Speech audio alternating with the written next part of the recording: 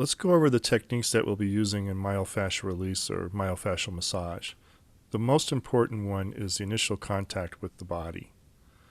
We want to land on the body with our hands very gently. This prevents the body's nervous system from having an adverse reaction to our touching it.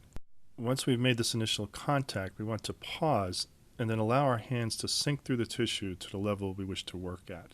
This gentle approach, pause, and then slowly sinking into the tissue prevents the body from reacting to our touch in a defensive way or activating a muscle spindle fiber. Okay, so we land, pause, and then slowly sink down. The first thing our hands encounter on an animal is the hair, obviously. Then as we sink through the hair, we'll encounter the hide, then a fat layer, and then the superficial fascia if we're using a layers model of the body. The superficial fascia can be envisioned as a bodysuit. This is the first portion of the fascial net that we encounter. Then the myofascia, and then the muscle fibers. It's difficult to differentiate the myofascia from the rest of the muscle, so don't be too concerned about this.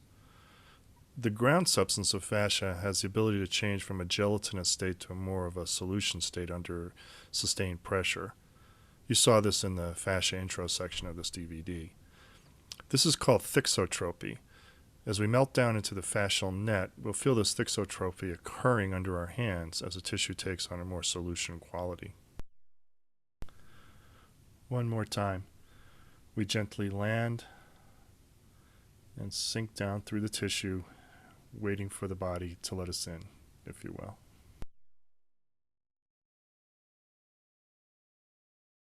The next technique we'll look at is compression. I like to use compression in the erector spinae group or any place where I can feel a tissue border, latissimus dorsi, hamstrings, and so on. We just sink in this case, take the tissue towards the spine, compressing it to the first barrier, and then hold that barrier until it releases. And then we just keep repeating this barrier on barrier. The key to compression is that we have to fake out the nervous system and make it think that the holding pattern is still there. And so in order to do this, we release the hands slowly from that barrier, the last barrier, and then the nervous system thinks it's still there, and off we go.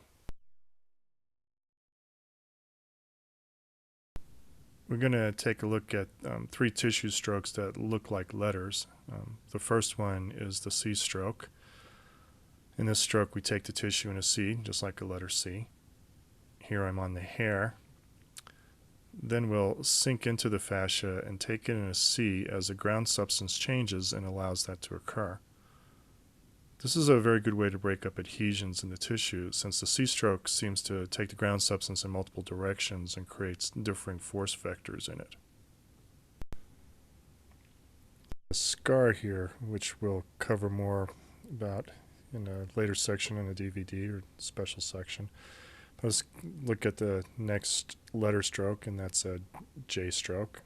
So you take the tissue in a form of a J, and we sink in, wait for the ground substance to change, and take it into a J. Problem is the scar is too superficial right here, so let's move over and do that again. We'll sink into the tissue and take it into a J. The next stroke we're going to look at is not so much a letter as it is a circle. And this can be done by taking the fingers either clockwise or counterclockwise. It doesn't really matter. And like a C stroke, it's great for breaking up adhesions since it puts so many differing force vectors into the ground substance.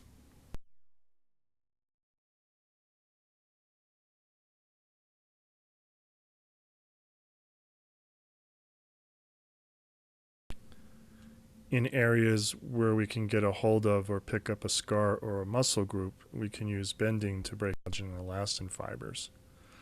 Here I'm taking hold of the scar that Jake has, and I'm going to bend it around my fingers and hold the stretch and bend until I feel a release in the tissue and then let go. You can see that it moves in one direction easier than it does in the other direction, so I'm just going to go ahead and hold that bend. Go ahead, lay down, buddy. It's okay. until I feel a release in the tissue, and then I'll just let it go.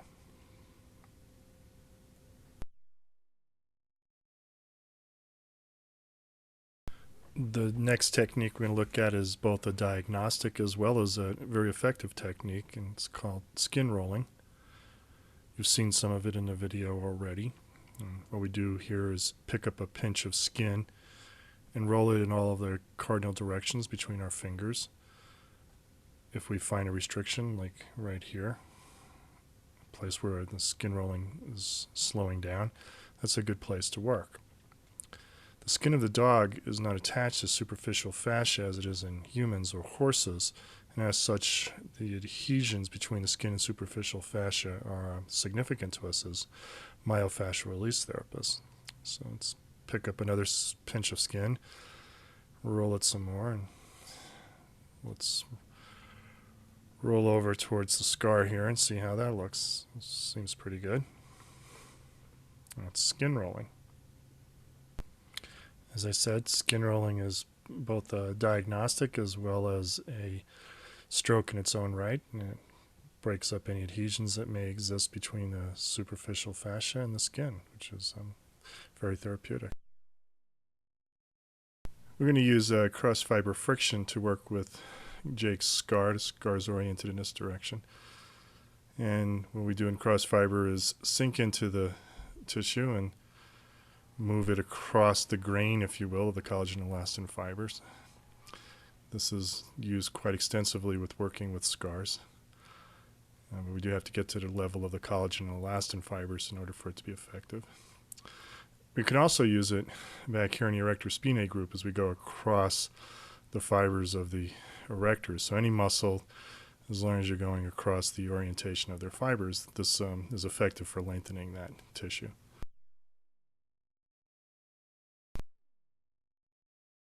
Once we've made these strokes, we want to organize. If we've broken up the adhesions, we need to put an organizing force in, and we'll use a stroke to do that.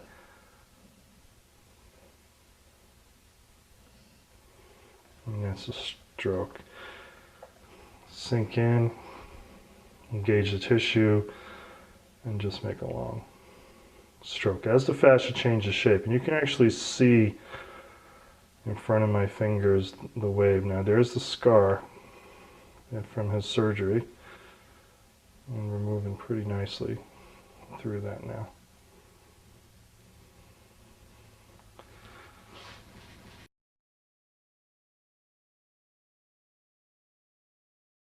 And the last that we're going to look at, and the one that most people associate with myofascial release, is the stretch and hold. So here I'm going to hold with my right hand while I stretch the fascia of the latissimus dorsi.